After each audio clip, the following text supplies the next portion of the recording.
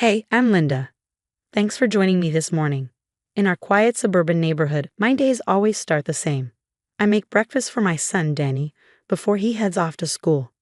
My husband, Tom, is usually already on the phone by then, laughing too loudly at whatever crisis his sister, Rachel, is having. This particular morning, the sun hadn't even fully risen yet, but there was Tom, coffee in one hand, phone in the other. Rachel was ranting about her car breaking down again and how she needed help with that, plus more money for her boys' never-ending activities. I've got your back, Ra. Let me see what I can do, Tom said, eager to please. I glanced at Danny, sitting quietly, eating his cereal as if he was trying to make himself invisible. It broke my heart to see him like that. When Tom finally hung up, I tried once more to bring up something that had been weighing on me. Danny's been really interested in that summer coding camp. It would be great if we could look into it for him. Tom barely looked up from his phone, scrolling through his messages. Yeah, but you know how tight things are right now, with my mom needing help and Rachel's kids needing new laptops for school. I pressed on. But what about Danny? His interests are just as important. Tom sighed, irritated. Linda, we've been over this. My family needs me. Before I could respond, the doorbell rang. It was Tom's mother, Eleanor, sweeping in with her usual air of superiority. She barely glanced at me before turning to Tom. Darling, you won't believe the morning I've had, she began, but I had already tuned out. I focused instead on packing Danny's lunch, feeling the familiar hollow ache in my stomach. This was the same cycle every day, Eleanor and Rachel calling with their emergencies, and Tom rushing to their rescue. As I handed Danny his lunchbox and watched him leave for school, I couldn't help but wonder how much longer I could stand to watch my son be put second to his cousins. That night at dinner, the absence of Danny's future in our family discussions was glaring. Tom talked about how he'd helped Rachel with her car troubles and transferred money to cover his nephew's new laptops. You should have seen how happy they were, Linda. I wish Danny understood the value of family like that, he said, completely missing the irony. My fork paused in midair. Family includes Danny, Tom. When's the last time you did something just for him? Tom frowned, clearly not expecting the challenge. He's fine. He doesn't need constant hand-holding. In that moment, it hit me. My husband's family was his priority. And somehow, Danny and I had become background characters in the drama of their needs. After dinner, Tom retreated to his office, mumbling something about managing funds for his mother. I sat at the kitchen table, staring at the uneaten food, the cold clarity of my situation settling in.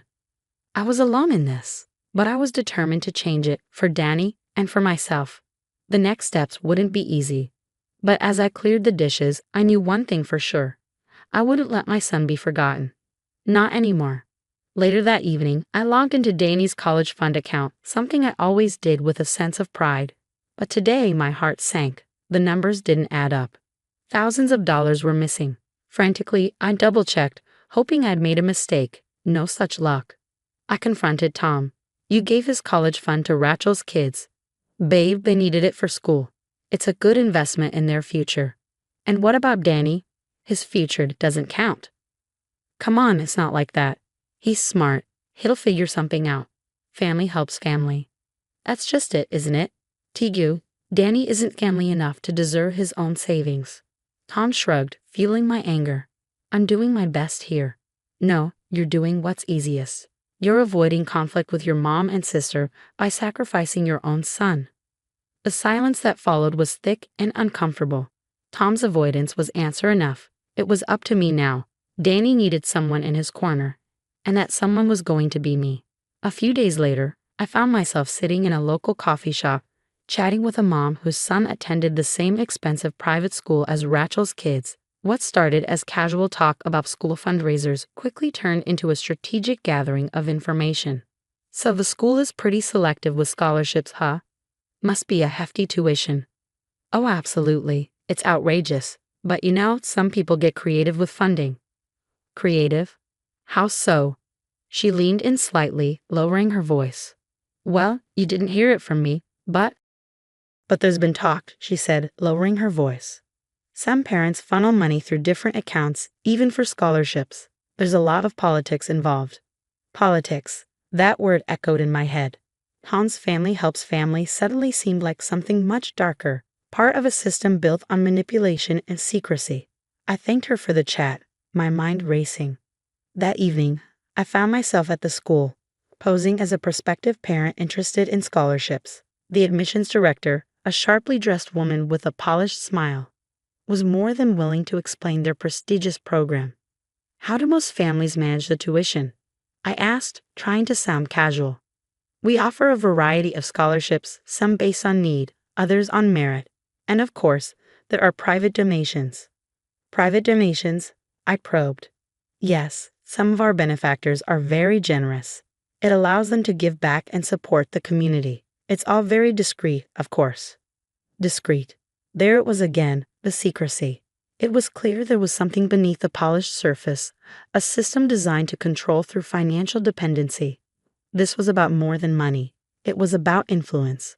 As I left with brochures, a new sense of purpose filled me. If Tom and his family were part of this game, they weren't just risking Danny's future.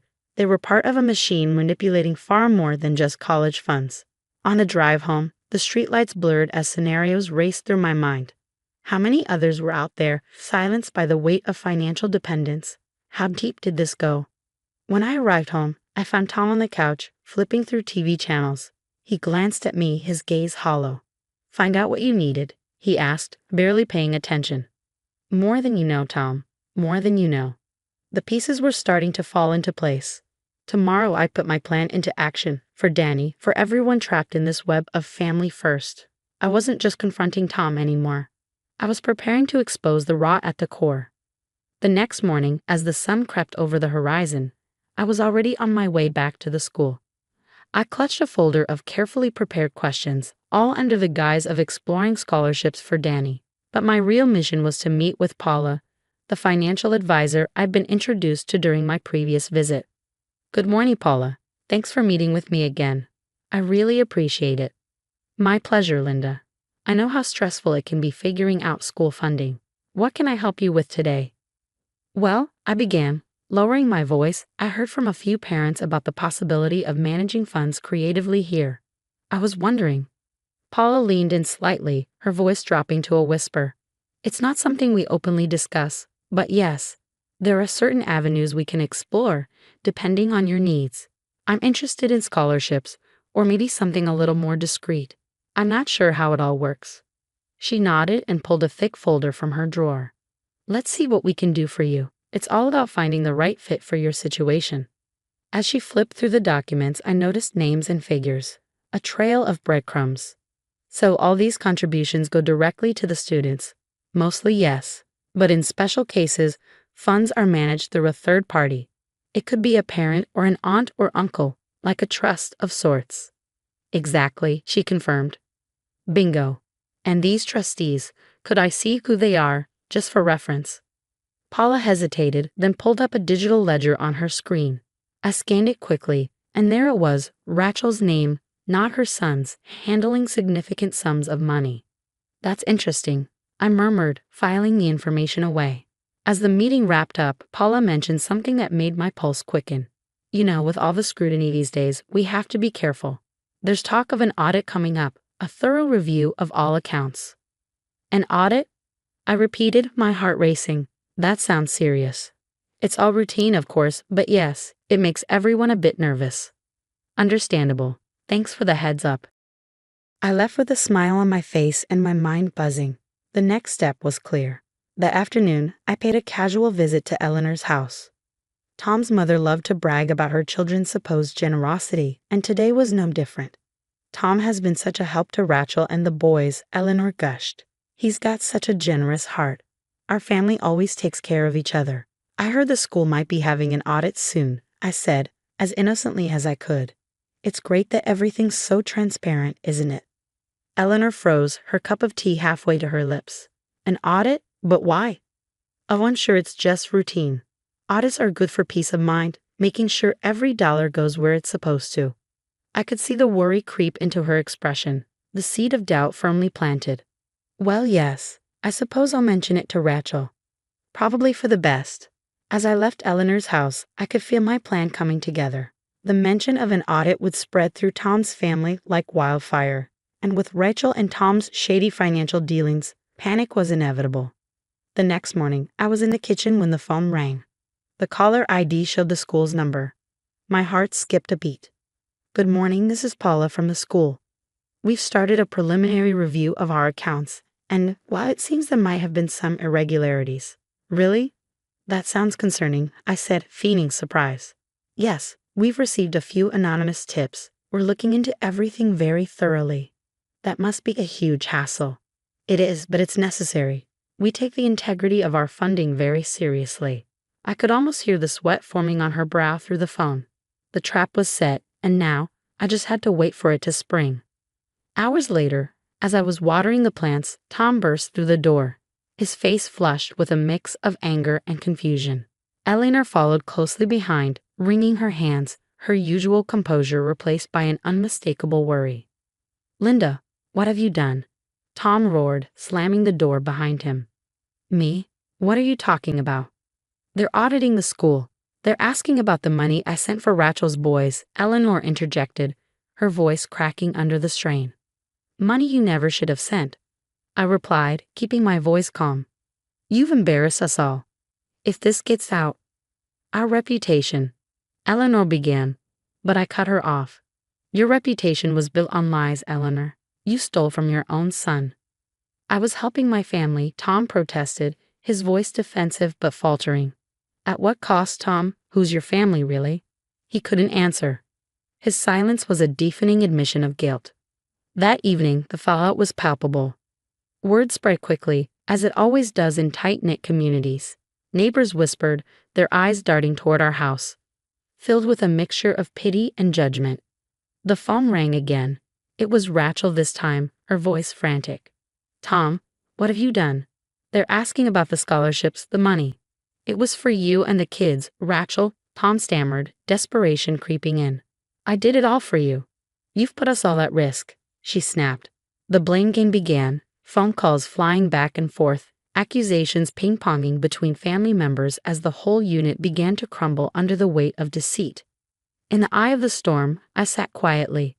The fury I once felt was replaced by a cold, steady resolve. This was necessary. This was justice. By the time the next community meeting rolled around, the whispers had turned into full-fledged shunning. As Eleanor, Rachel, and Tom walked into the room, people visibly distanced themselves, moving away, leaving empty spaces around them. The isolation was stark and unmistakable. "See what you've done," Eleanor hissed at Tom, her voice venomous as they sat down. "I did what I thought was right," Tom muttered, but his voice lacked conviction. "You thought wrong," I said, standing up. The room fell silent. "We trusted you, Tom, but you and your family played us for fools, using your own son's future as collateral. But no more. This community does not tolerate deceit."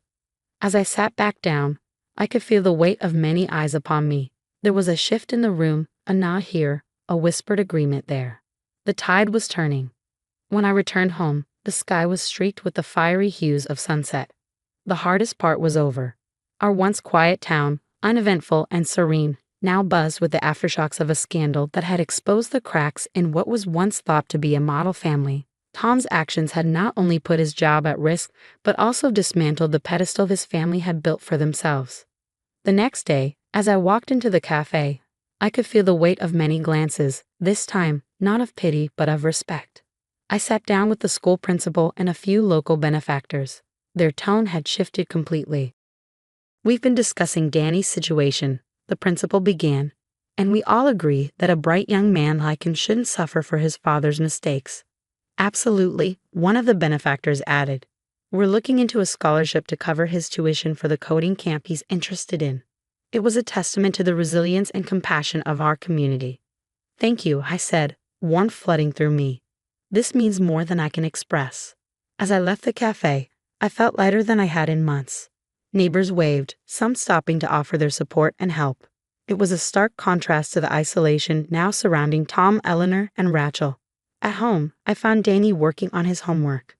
When I told him the news, his face lit up with the brightest smile I'd seen in a long time. "Really, Mom? That's awesome. I won't let you down." "I know you won't, honey. This is your time to shine." Later that day, I found Tom sitting alone in the park, a shadow of the man who once held his head so high. He didn't notice me at first, But when I approached, he looked up, surprise flashing briefly across his face before it was replaced by resignation. "I just wanted to tell you," I said, "Danny got the scholarship. He's going to that summer camp after all." "That's good. He deserves it," Tom muttered, his voice barely above a whisper. "Tom, it didn't have to be this way." "I know," he sighed. "I just thought I was doing the right thing. I didn't see." "That's just it," I said softly. "You didn't see because you didn't want to. You chose not to see us, your own family." He nodded, the weight of his choices finally settling in. "I guess I have a lot to think about."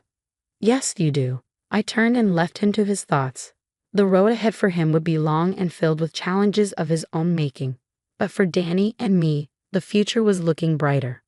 We had weathered the storm, and with the support of those around us, we were ready to rebuild, stronger and wiser. As I walked back home, the sun set, casting long shadows on the path ahead. The cool evening air carried the promise of new beginnings and the sweet scent of justice, not served by courts, but by the unshakable moral compass of a community that stood up for what was right. For Danny and me, this wasn't just an ending, it was a new beginning, a testament to the strength of a mother's love and the resilience of those who choose to do what's right.